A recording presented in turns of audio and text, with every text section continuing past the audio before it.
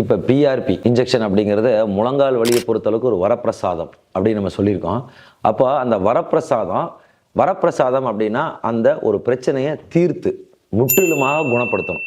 வலியை மட்டும் குறைத்தால் அது வரப்பிரசாதமானா கிடையாது. வலியுடன் அந்த வியாதியும் முற்றிலுமாக குணப்படுத்தணும். அப்போ பிஆர்பி அப்படிங்கிறது யாருக்கு வரப்பிரசாதம், யாருக்கு தற்காலிக நிவாரணம், இதை நம்ம தெளிவாக தெரிஞ்சுக்கணும்.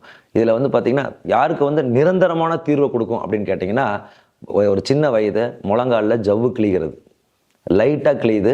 நான் சொன்ன மாதிரி 80% தன்னாலேயே சரியாகிவிடும். அந்த 20% தான் ஜவ்வுகளுக்கு நுண்துளை சிகிச்சையோ இல்லை பிஆர்பி இன்ஜெக்ஷனோ தேவைப்படும். ஸோ அந்த 20%த்தில் சின்னதாக கிழிதல், இது தொந்தரவு பண்ணல, வலி பெருசாக இல்லை, கொஞ்சம் தான் வலிக்குது, கால் நடக்கிற முடியுது, எல்லா ஒர்க்கும் பண்ண முடியுது, ஆனால் ஒரு சின்ன வலி இருந்துக்கிட்டே இருக்குது. எம்ஆர்ஐ பண்ணியாச்சு, ஜவ்வு லைட்டாக கிழிஞ்சிருக்கு, இதுக்கு நுண்துளை சிகிச்சை தேவையில்லை, ஆப்ரேஷன் தேவையில்லைன்னு டாக்டர் சொல்லிட்டார்.